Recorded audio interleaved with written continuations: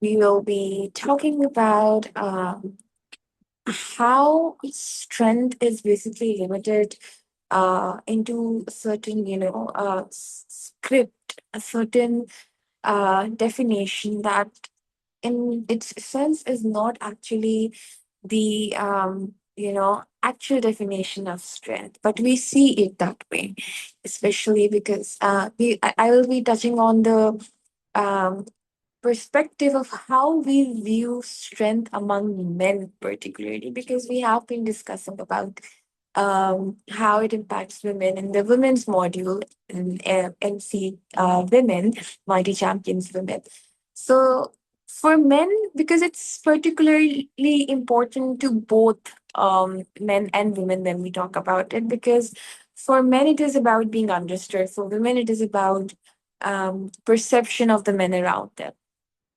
So it's very important that we understand what it means and how we can be the boss, be the controller of our own, emotions. Because the expression of emotions among men and among women, they are both judged differently. And either way, it's first detrimental to the fact that we don't have to, set up set standard and limited definitions of strength. So before we begin the discussion of the topic, let's, I think so, start off with setting our intentions from the session today, and try to close your eyes. Try to close your eyes and um, leave your feet on the floor. Be comfortable with your feet on the floor and your hands on your thighs or on the sides. If you are sitting on a sofa, you can put it on the handle or the. You can just try to keep your hands still and loose, and try to keep your shoulders relaxed. Try to keep your shoulders calm, and try to leave your body loose as much as you can, and think about absolutely anything that comes in your mind. Let your thoughts just be without fighting them. Just let them be, and try to leave your body the way it is right now without fighting any urge to just let yourself be. Just let your shoulders be. Let your hands be. Let your feet be. And try to take a deep breath in through your nose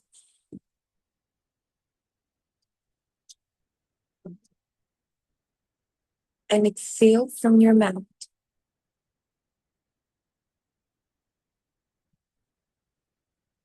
Inhale through your nose and exhale from your mouth.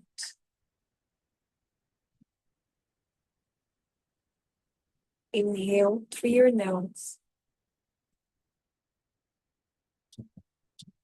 and exhale from your mouth.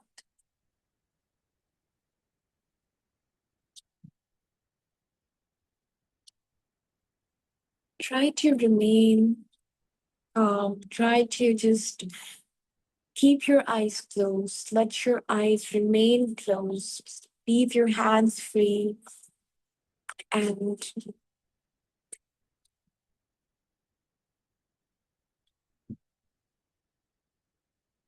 just leave your feet on the floor, and just try to take your breaths, normally. Don't try to push it again. Like, don't take it deep. Take your do your breathing normally. I want you to think of an ordinary situation in your life while you are sitting like that, think of that situation and like what in that situation triggers you. What is the trigger in that situation?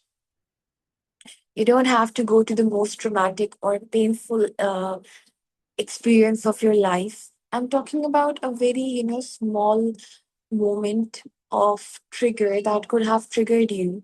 It could be absolutely something very small. It doesn't have to be the most painful event of your life. Something that happens, every day, like someone interrupting you mid conversation or cutting you off, someone, cutting you off on in traffic or something like that. Those situations. Now you are in that moment and you hear a comment, you hear that person cutting you off, cutting you midway, interrupting you, and all of these things, and you immediately, what do you feel in your body? What goes on in your body? Maybe your jaws they tighten. Maybe your chest becomes, it becomes tight. Maybe your face becomes warm. Maybe your breathing pattern changes. Maybe you have an urge to respond. Don't do anything. You are in that moment, but don't do anything at all. You are in that moment. You are in that triggering moment. But just stay the way you are. Just pause. One and two. You have paused for 2 seconds. And now you ask yourself one question. What do I want from this moment?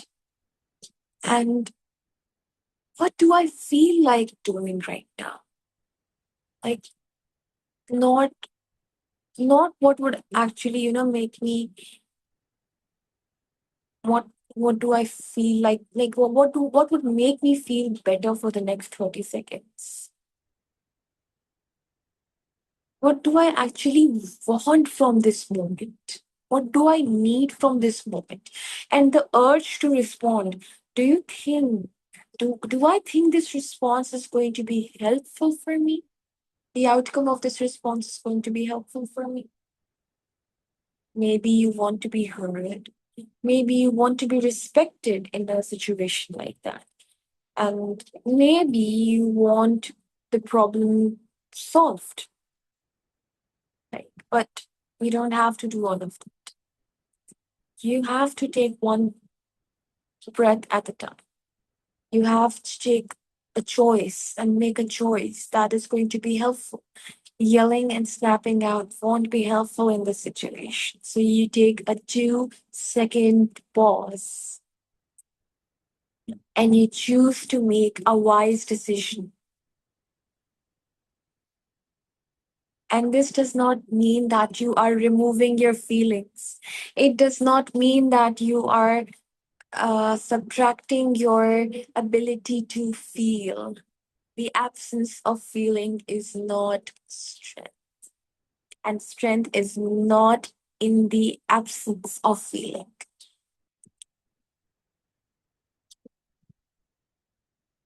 I want you to take another deep breath in through your nose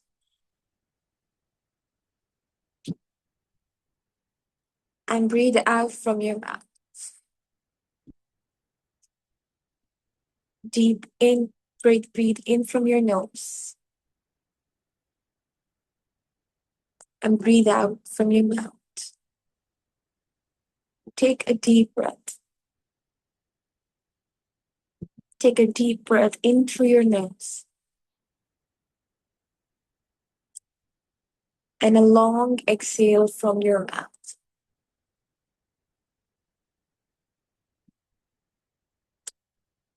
And as you're done, try to open your eyes. Because we are going to talk about why is strength in not in the absence of um, feeling, because we associate that for a lot of for men especially, We associate strength with not feeling anything, right? And that's not strength. Strength, if you are angry, you are angry. If you are hurt, you are hurt. If you are afraid, you are afraid. If you are disappointed, if you are ashamed, if you are overwhelmed, you are overwhelmed. Those feelings, they will exist whether you acknowledge them or not. And it is not a part of emotional regulation that you eliminate a feeling. It means that when you are trying to emotionally regulate yourself, it means that you're able to recognize what is happening. It is being able to recognize what is going on internally, and you have the power to bring the intensity down enough to think clearly and then choose what to do next. So there is we have talked countless times about this, that there is a difference between regulation and suppression. And it takes a long time before we finally realize the difference and make a distinction between the two and practice regulation rather than suppression. So suppression means that you are driving the feeling underground. You're not acknowledging it, you're not recognizing it. You are simply pressing that emotion, or suppressing it down underground, and you are performing to be a calm person, while inside, internally, you are completely flooded. And what does it mean to be flooded?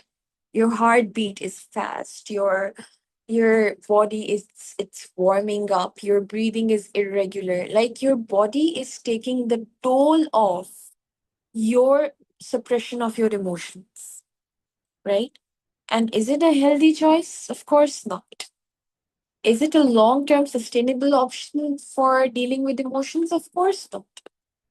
You are temporarily trying to turn off, a feeling from appearing, the expression of a feeling. Internally, it's still there, it's still going on, right? Now, a lot of times, men get to hear the word man up. They are told not to cry, they are told not to express, and men are supposed to show themselves, as stronger gender, and they shouldn't be, they shouldn't be crying. It's associated with weakness among men. And even women, they equate masculinity and, you know being man enough with someone who doesn't show their emotions, someone who just hides them and keeps them in, but someone who is actually swallowing their feelings and just carrying on with life. And it can also, mean that remaining constantly busy. Some men, they remain, constantly, overworked. They would be so much involved in work and, working extra hours and getting themselves into this activity, that activity, just so they don't have to face themselves or face the idea of, being a man and having emotions. And successful can look, suppression can look successful from the outside. It can look like, you may hear things like, he's so tough. He is so, strong. He never cries. He never feels sad about anything, right? A lot of times this happens that someone who is good with suppression, they may be perceived as someone who is very strong. And because you are looking very calm, but internally you may also feel that as a man you may feel that you are becoming irritable. Small things are making you feel irritated. You may notice that the men who do that, they may start withdrawing from situations, from social situations, like, and the pressure is still there despite the fact that the emotion is being suppressed. And suppression, as a fun fact, takes more energy than emotional regulation. Because emotional regulation allows you to face it, to acknowledge what is happening internally. If you're suppressing something, one day eventually it's going to bounce back stronger. But when you are actually regulating something, addressing a problem, you're not putting it, brushing it under the carpet. You are actually facing it. And it gives you the power to make your next move rather than eliminating the feeling. Elimination process of the feeling that we do, it's super energy consuming. It has a cost, it has consequences. Now, there are many researches that actually show that there is a detrimental impact of suppression among, men.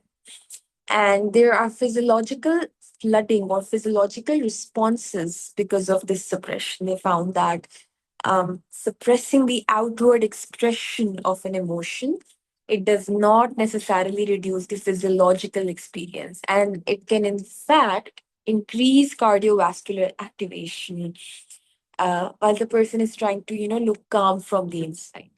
Your face may actually be saying, I'm fine, but internally your body is giving a completely different picture. And not just that, as I shared before, suppression can actually impact, your social connection as well. That there are researches that tell that um, people who suppress their emotions, during interaction, there can be consequences for the interaction itself. The person you are having a conversation with, they may actually have a lower recall of your conversation, and they may actually not experience genuine connection with you. So, someone may, when you think that you are suppressing these emotions, you may think nobody is able to notice them, but the person you are talking to, they will definitely, have a feeling or a sense or a vibe that you are emotionally shutting down. And it impacts the quality of your relationships as well. Your partner, with your partner, it actually, makes them feel like you are in a state of withdrawal, emotional withdrawal from them. And that is a very important part of a relationship. So your social connection is also being impacted physiologically as well. And most of these things have a lot to do with the social conditioning of men and women. Women are seen as the more emotional one because and while the men are told not to look like the emotional one. It's because again, emotions in many parts of the world are associated with weakness. But that is, of course, just a fallacy. You cannot, as human beings, eliminate emotions from yourself. What you can do is just socially condition people to believe that this is wrong, or it is not very masculine or not very feminine. So these are a result of early childhood experiences, your connections with your peers, your connection with your family, what kind of shows and movies you watch, the books you read, all of these things have an impact. And again, with the people you interact on a daily basis. Of course, later on, these can be learned or relearned or unlearned, or this goes on as we talk about the power of neuroplasticity. Our brain has the power to change itself and rewire itself. It is always doable. But this is how it results into this stage where people do not realize it, but they are internalizing these beliefs that again impact the way they see emotions, and it impacts the way they express their emotions. Now, there's a useful framework, of course, in both our modules for men and women, and also for teenagers that we are doing. We discussed this framework of the 90-second framework, which is around the idea that an emotional response, it moves through the body as a physiological wave. It moves like a physiological wave in your body. You may, uh, it is actually when something triggers you, there's going to be a trigger. As you know, in the mindfulness activity, we discussed thinking about an event that may trigger you in your daily life. And it can be absolutely anything. Even the a loud sound or the bright, light can trigger you at points. So just imagine something like that, and there is something that triggers you, and the the chemical release after that, it happens very quickly. Within 90 seconds, all of these things are happening. Your body is responding. Then the emotions, they are rising, right? And then it reaches a peak, and it can begin to, dissolve if it isn't continually, re-triggered by additional thought loops. Now, the timing varies from, person to person, and situation to situation. So we should not, of course, take the 90 seconds very literally. But just this is just a framework of how, things happen. You get a trigger, then it releases a chemical in your body, then your emotions rise up, it reaches the peak. And if it's not, re-triggered, then it can, you can come to those emotions can, be dissolved. Now, about this framework, why is this useful to know this?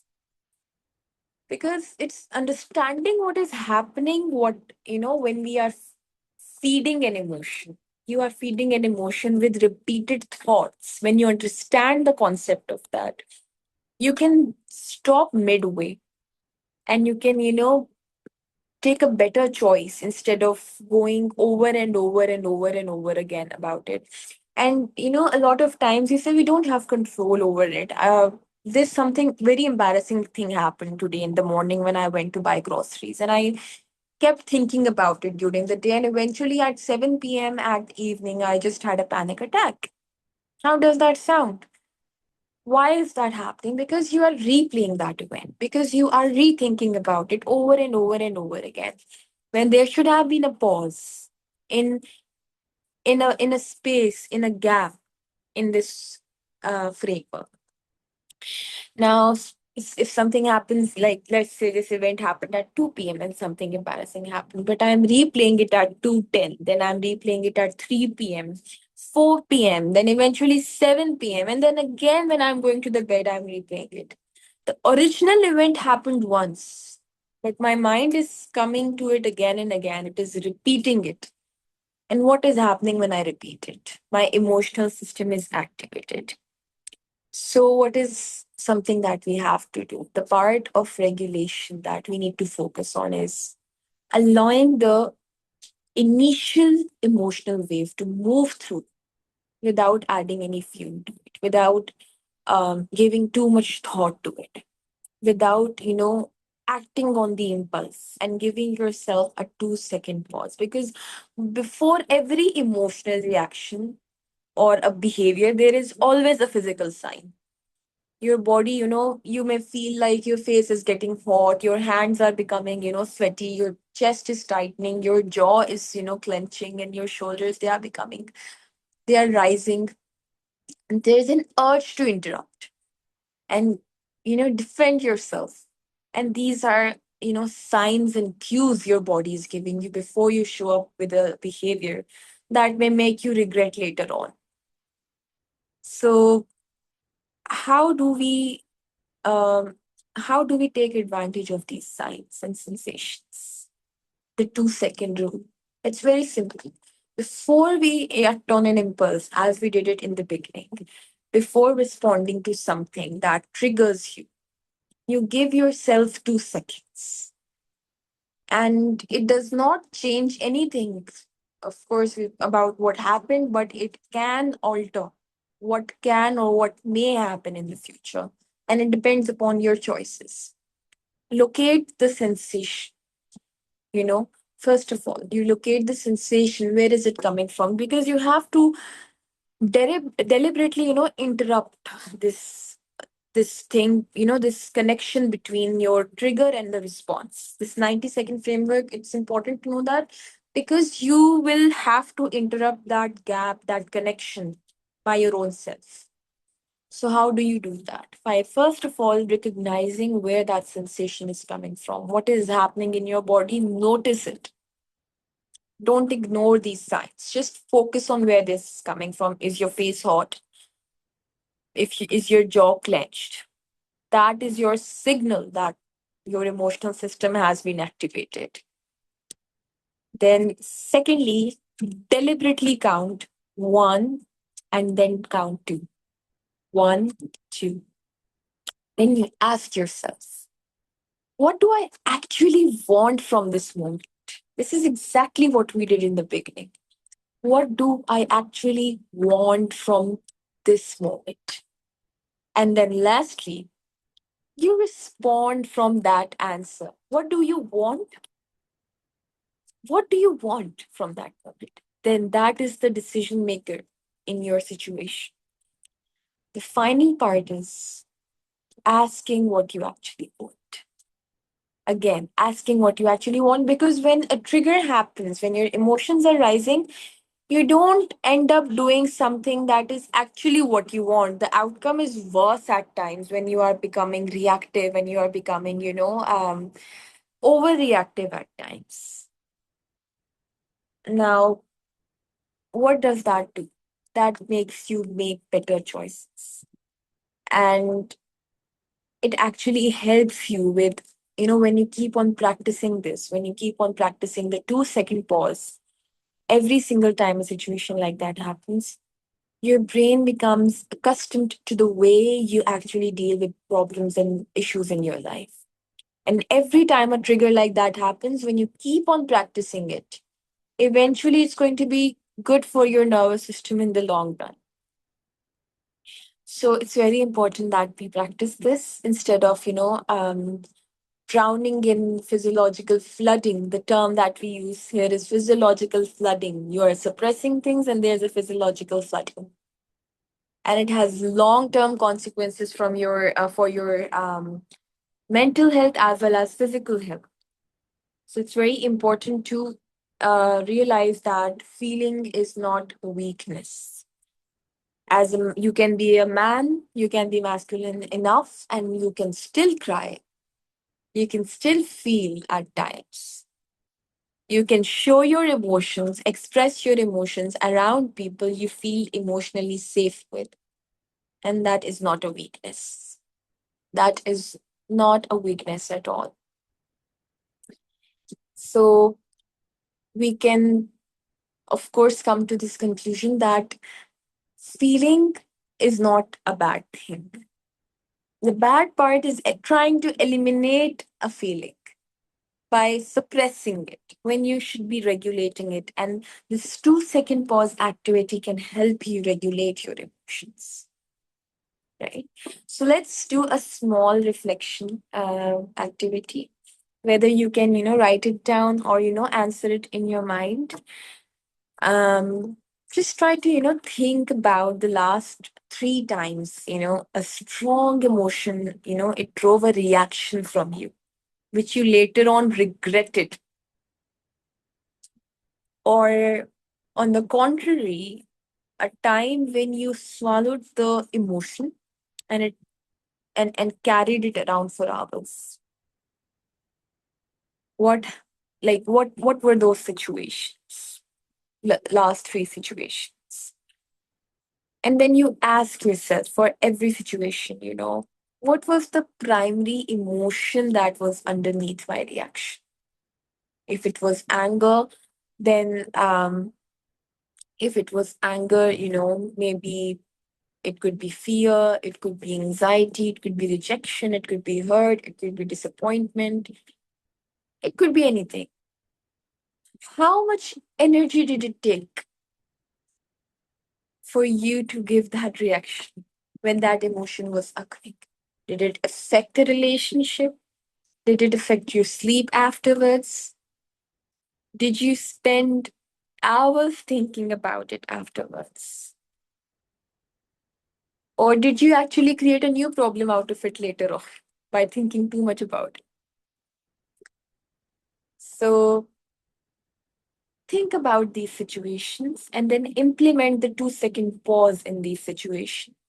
and then rethink about the situation after you made that 2 second pause. Would it have been different than how you imagined it was originally like? It is to understand your pattern, actually, to understand how you react, and whether whether being mindful helps you being in control. So you need to implement this particularly in terms of relationships that are important to you, because um, snapping out is, of course, the easiest way out. Controlling is not that easy, but with practice, you can obviously, with practice, we have been saying it again and again. With practice, you do come a long way. And it does eventually turn you into a person who has control over their reactions. So, in this 90-second framework, make sure you disconnect that trigger from that response, take a 2 second pause, and take a better decision, make a better choice, a choice that you will not later on regret. And this reflection, I want you to do it after the session as well. I want you to do this reflection and reimagine the situation by implementing what we learned today. So, do we have any questions? Please share it in the chat. I will answer it accordingly. If not, then I think so we can call it a day.